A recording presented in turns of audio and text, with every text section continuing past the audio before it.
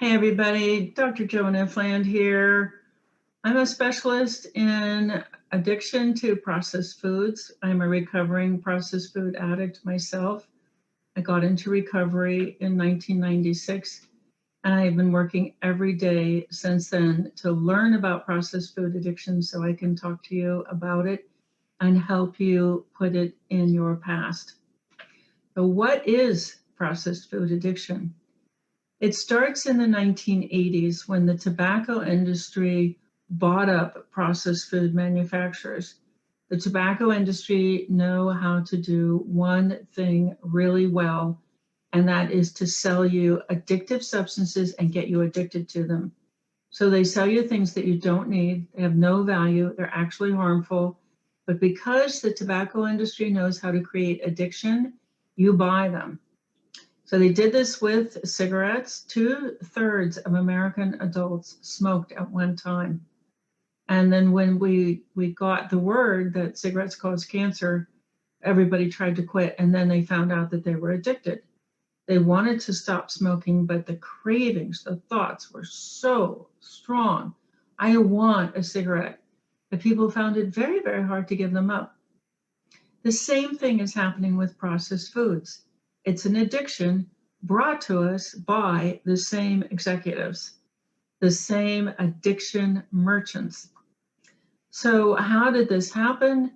In the 1980s, the tobacco industry executives, they looked out and they said, oh, everybody's quitting smoking.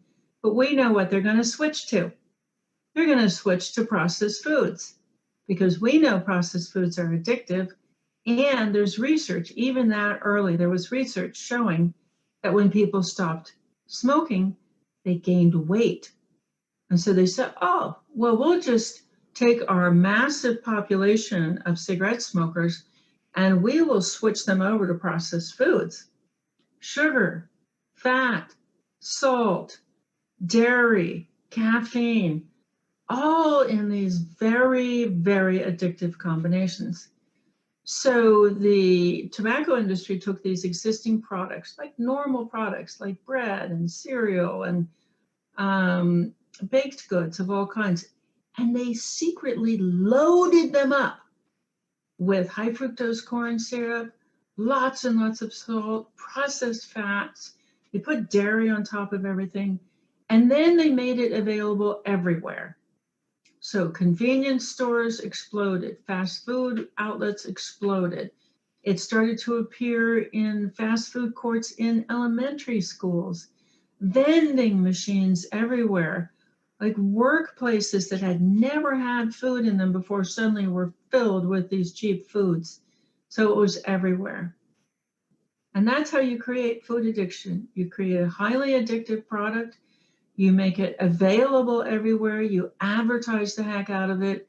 You market it to the youngest possible user, lots and lots of television to small children, and then you make it very, very cheap. And then you can eat enough of it and get enough exposure to advertising that you hyperactivate the craving part of the brain. So that's what addiction industries do. They are training, they're stimulating repeatedly, the craving part of the brain. And then the craving part is so crazy that it activates the stress part.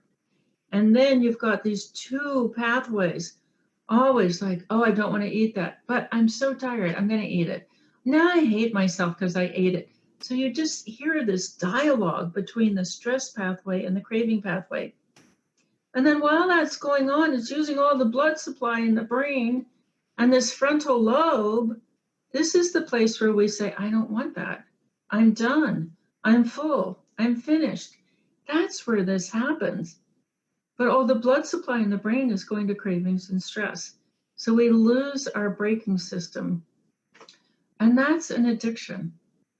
How do you get out of this? Well, you pull in a different part of your brain called the mirror neurons. You get around people who eat clean, and the mirror neurons do one thing, they copy. So for example, it's the most powerful part of the brain. If you're changing lanes, if you're driving down the highway and you see a couple of people ahead of you change lanes, you'll change lanes. Those are the mirror neurons telling you, oh, copy. They see something, you'll copy them. So we tend to dress like the people we know. We tend to eat what they eat. So the solution is to get around people who are eating clean. Talk to your household about why you don't want to eat these foods anymore, and work with your medical professionals to find help.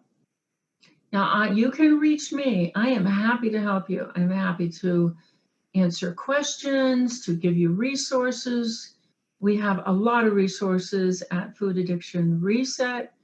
I am out on Facebook, Food Addiction Education, and you can always email me, foodaddictionreset@gmail.com. I am here to help you to get out of food addiction. It's a great life on the other side, and I would do anything to help you. Now, this is Dr. Joan Ifland signing off. I'm so glad to have been with you. Take care.